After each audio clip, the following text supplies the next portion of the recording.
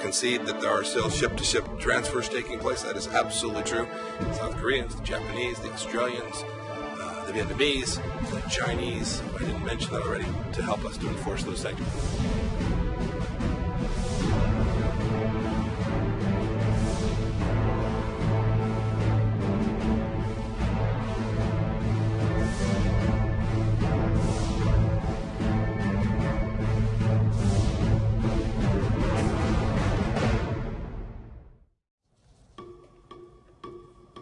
미국과 일본 그리고 우리 대한민국 등 이 여러 개 나라가 해상에서 공중에서 연합으로 훈련 또는 불법 선박 수색 작업을 하고 있는데요.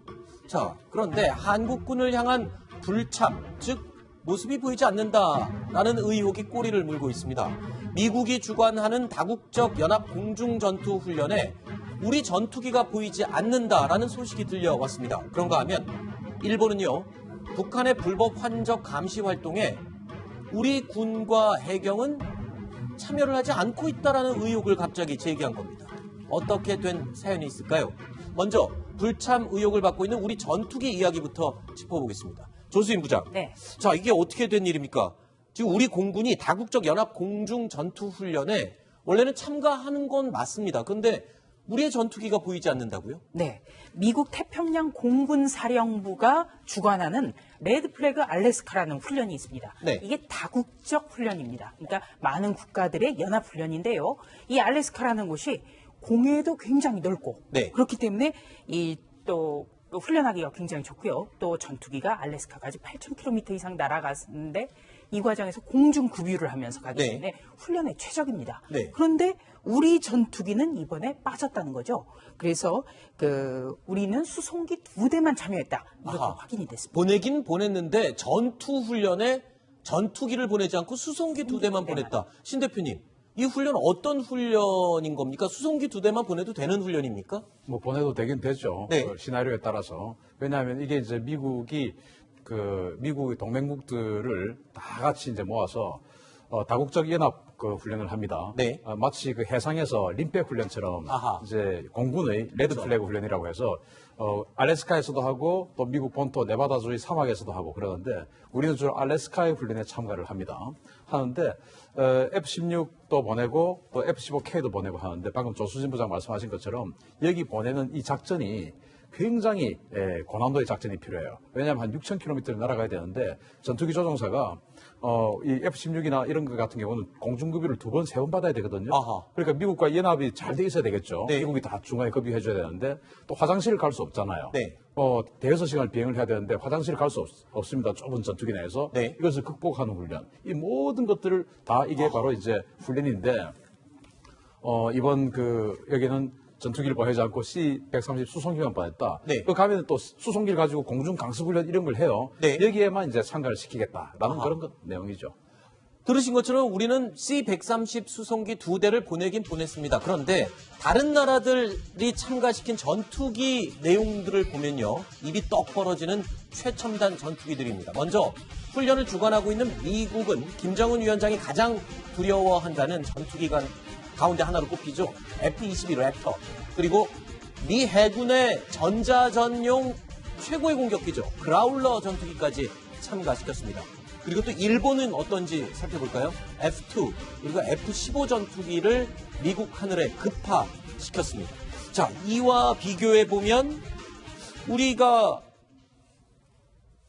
이 훈련에 참가시킨 수송기 2대는 뭔가 좀 초라해 보이기도 해요. 한국군의 위상, 한국군의 규모 이런 것에 비해서는 사실은 뭐 말도 안 되는 상황이죠. 네. 그러면 이제 여기 가서 무슨 훈련을 하냐? 지금 뭐 랩터, 그라울러, 일본은 F2 뭐 이런 걸 막 보냈지 않습니까? 시나리오를 줍니다. 자, 네. 이번 훈련의 시나리오는 굉장히 길게 하기 때문에 자, 이번 훈련의 시나리오는 적의 방공망 제압이다. 그러면은 미 해군이 전자전 제밍을 하고 네. 또 일본 항공자에대는 폭격을 하고 네. 또 한국 공군은 엄호를 하고 이번은 이렇게 시나리오를 준다. 네. 다음은 한국 공군이 폭격을 하고 어허. 미군이 엄호를 하고 일본이 전자전을 한다. 뭐 이런 식으로 이제 하는데 우리는 이런 전투 공격 임무에 전혀 참가할 수 없고 C-130을 보냈으니까 그냥 뭐 조종사 구조하러 가는 훈련. 네. 또는 뭐 어떤 그 공중에서 특수부대들이 낙하산 타고 이렇게 공중 강습하지 않습니까? 네. 그런 훈련, 네. 이런 좀 소극적인 훈련에만 참가시킬 수밖에 없습니다. 공중전투 훈련인데 네. 이 수송기가 간다는 게 조금 이해가 안 되는 부분이 있어서 여쭤본 겁니다. 네. 자, 이게 말이죠. 참가하는 국가를 보면은 미국의 핵심 동맹국이고 네. 대부분 다 유엔 우리 6.25 때 유엔 참전국입니다. 아하. 참전국이고 현재 레드 플래그 훈련 자체가 공중 강습 훈련을 하고 하는 건 그다음에 폭격 훈련을 하고 전투기끼리 공중력 훈련을 하는 것 자체가 목표가 있지 않습니까? 아시아 지역에서는 북한, 중국이고 이쪽에 나토 지역에서는 뭐 러시아고 한데 이 목표가 거의 분명합니다. 북한에 대한 그 훈련이기 때문에 아하. 문재인 정부가 알아서 전투기 안 보인가 이런 저는 의심을 합니다. 아하.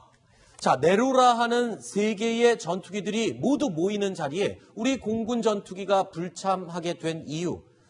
지난 2월에 발생했던 우리 공군의 주력 전투기죠. KF-16D의 추락 사고 때문이다라고 국방부는 해명을 하고 있습니다. 그런데 이재명 차장, 하나 궁금한 게 있습니다. 아니, 추락한 전투기가 있긴 하지만 우리가 그거 한 대만 있는 게 아니잖아요. F-16 전투기는 여러 대 보유하고 있는데 다른 우수한 전투기를 보내도 되는 거 아니었나라는 궁금증이 들거든요. 예, 당연히 그런 궁금증이 들죠. 네. 지금 2008년부터 훈련에 F-15K와 KF-16을 번갈아서 참가시켰다고 합니다. 이번이 이제 KF-16 차례인데 말씀하신 것처럼 지난 2월 달에 이제 사고가 있었죠. 근데 당시에 비행기가 추락했을 때 사고 원인을 봤더니 엔진이 정지됐다. 그래서 지금 KF-16 전투기를 상대로 다 정밀 검진을 하고 있다고 합니다.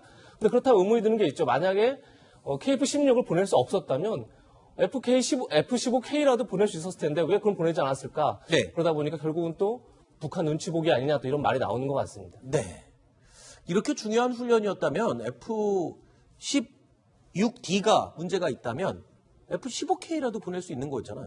제가 국방부 장관이나 공군참모총장이나 당연히 그렇게 했을 겁니다. 네. 왜냐하면 여기에 한 번을 보내지 않으면 지금 현재 주전급 조종사들의 어떤 기량이 실전 훈련에 패스를 해버리는 겁니다. 왜냐, 여기에 모든 공군 조종사를 보낼 수 있는 게 아니고 교관급 조종사 일부만 보내서 거기서 기술을 받아와서 다시 또 여기서 하는 것이거든요. 그래서 제가 국방부 장관이라면 저는 반드시 그럼 F-15K 보내. 다음에 F-16을 연속으로 보내면 되니까 그렇게 대처하자. 왜? 또 이 국방부 장관은 공군참모총장 출신 아닙니까? 네. 더 이런 부분을 잘 알죠. 그럼에도 불구하고 안 보냈다는 것은 저는 김정봉 실장님의 분석이 맞지 않나 생각합니다. 지금 여러분들 얘기를 쭉 종합해 보니까 지금 중요한 다국적 공중 전투 훈련에 우리가 수송기만 보낼 수밖에 없던 이유 가운데 많은 부분이 지금 북한과의 관계를 고려했기 때문이다. 이런 결론을 지금 내릴 수가 있는 건데. 네, 맞습니다. 그러니까 현재 정부 입장에서는 어떻게 해서라도 남북 관계를 개선하고 네. 제4차 남북 정상회담을 개최할 필요가 있는데 북한을 자극해서는 안 되겠다 해서 이제 전투기를 안 보낸 거 아닌가 이렇게 생각합니다. 알겠습니다. 자, 그리고 바다에서도 불참 의혹이 또 제기됐습니다. 조금 전에는 공중 훈련에 대한 얘기였는데요. 이제 바다 위의 작전에 대한 얘기인데요. 지금 보시는 이 영상, 지난 3월에 한국의 이창호 함과 미국의 해경의 버솔포함이 북한의 불법 환적을 감시하기 위한 해상 훈련을 하는 그 모습입니다. 이와 관련된 건데, 자, 김종호 시장님. 네. 일본이 이런 문제를 제기했어요. 지금 현재 호주, 미국, 일본, 캐나다까지 모두 합세해서 지금 북한의 불법 환적을 감시하고 있는데 유독 우리나라가 참여를 하지 않고 있다라는 의혹을 일본이 제기했어요. 이게 무슨 말이죠? 지난번에 우리가 톱텐에서 보도할 때는 7개국이 현재 말씀하시는 게 합치면 7국입니다. 네. 미국, 일본, 영국, 프랑스, 카나다, 호주 뭐 이렇게 해서 네. 7개국인데 한국도 참여하는 거로 돼 있지만 네. 한국이 적극적으로 북한 환적 문제를 북한이 환적하는 문제를 감시를 안 하기 때문에 사실 7개국이 하고 있다. 이런 식으로 얘기했지 참석하지 않는다고 얘기하지 않았습니다. 그러니까 참여는 하는데 실질적인 참여를 하지 않고 있다. 이게 무슨 말이죠? 예, 그렇게 이제 우리가 판단했는데 네. 일본 입장에서 뭐라 그랬냐면 일본 외무성에서 VOA하고 이제 회견을 하면서 한국은 항공기도 구축함도 보낸 일이 전혀 없다. 이렇게 얘기를 했습니다. 네. 또다시 한국과 일본 간에 진실 게임이 좀 벌어지고 있는 거예요. 과거에 일본이 자꾸 시비를 거는 것 같기도 그렇죠. 한데 진짜 내용은 뭔지 궁금하거든요. 소개기를 일본의 소개기를 가지고 우리 네. 이제 구축함 위협을 했지 않습니까? 그 관련해서 우리가 이제 함대공 미사일을 쏠 수 있는 레이더를 조사했냐는 데 가지고 굉장히 문제가 많았지 않습니까?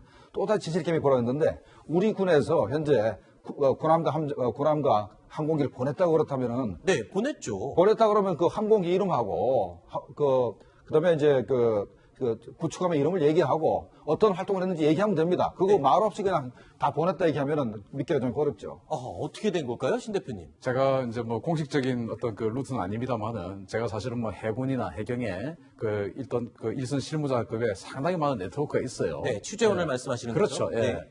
뭐 취재원이라기보다는 어떤 친분 있는 사람들이 많이 네네. 있어요. 그 지휘 고하를 막론하고. 네네네. 실제로 우리 해군의 구축함 그리고 해경의 경비함들이 참가를 많이 합니다. 그래요? 많이 했습니다. 저는 그걸 다 들었어요. 그러면 일본이 지금 거짓말을 하고 저는 있는 거네요. 일본의 이 말은 좀 틀렸다고 생각해요. 네. 다만 일본의 말 중에서 일본이 이런 이제 이야기를 했을 수는 있다고 봅니다. 예를 들어서 그 참가를 했는데 네. 참석은 했는데 참가는 하지 않았다. 그게 무슨 말입니까? 그러니까 이 말장난일 수 있는데 네. 이제 와서 이제 불법 단속을 하고 환적을 하고 있지 않습니까? 여기에 미국의 코스트가드 또는 미 해군 그리고 일본 해상보안청 또는 일본 해상자위대가 옵니다. 그리고 거기에 한국도 오죠. 네. 오는데 한국은 주변에서 그냥 보고만 있는 거죠. 그런데 적극적인 그렇죠. 수색과 그렇죠. 검색 작업을 안 하고 있는 것이다. 그렇죠. 이제 남중국해. 취재원을 통해서 그렇습니다. 들으신 남중국해 얘기입니까? 또는 제주도 남방해역에서 네. 그러니까 그 우리 바다니까 거기서 이제 하는 겁니다. 그런데 한국이 참석은 그 현장에 있었는데 실제 단속을 하는데 체증을 한다든지 경고를 한다든지 그게 올라탄다든지 이런 것은 안 한다는 것이죠. 주로 일본과 미국에서 하고. 그렇죠. 그래서 일본은 적극적으로 제가 들은 바에 의하면 적극적으로 이제 그 촬영을 하고 경고 방송을 하고 계속 항공기를 선회시키고 이러는데 무슨 말인지 한국은 알겠습니다. 그러지 않는다는 겁니다. 자, 그러니까 이 불법 환적 선박 단속에는 참여를 하고 있지만 실제로 단속이 벌어졌을 때는 한 발 물러서서 소극적인 태도를 보이는 그렇습니다. 부분이 실제로 현장에서는 보인다. 그렇기 때문에 그렇게 현장에서 일본이 그 들었습니다. 부분을 지금 불평불만을 내놓은 것일 수도 있겠군요. 조금 부풀려서요. 네, 우리가 예단할 수 없습니다만 지금 한일 관계가 1965년 한일 수교 이후에 최악이라는 평가를 듣고 있거든요. 그렇죠. 그리고 지금 일본 정부 같은 경우에는 강제징용 배상 판결 문제 등 이 굉장히 한일 간의 현안에 대해서 한국 정부의 입장 변화를 계속해서 요구를 하고 있습니다. 그런 차원에서의 어떤 수를 쓰고 있는 것 아닌가 네. 이렇게 생각이 되고요. 아하. 중요한 거는 일본이 미국의 소리 방송을 통해서 우리나라가 참여하지 않고 있다. 이렇게 얘기를 했고 미국이 또 이것을 미국의 소리 방송을 통해서 한국이 참여하지 않고 있다고 보도까지 했거든요. 네. 그렇기 때문에 여기에서 우리 외무부라든지 네. 외교부라든지 그다음에 청와대 안보실 차원의 아주 정밀한 전략적인 대응이 필요하다는 겁니다. 알겠습니다. 자, 그러니까 두 가지 의미가 있겠군요. 지금 우리의 북한과의 관계상에서 우리가 북한의 좀 예민한 행동을 좀 자제하고 조심하는 상황인데 그 상황을 또 일본이 악용해서 좀 더 부풀려서 정치적인 이슈를 만들려는 시도도 복합적으로 작용을 하고 있는 그런 상황이군요. 알겠습니다. 이제 제대로 이해가 됐습니다.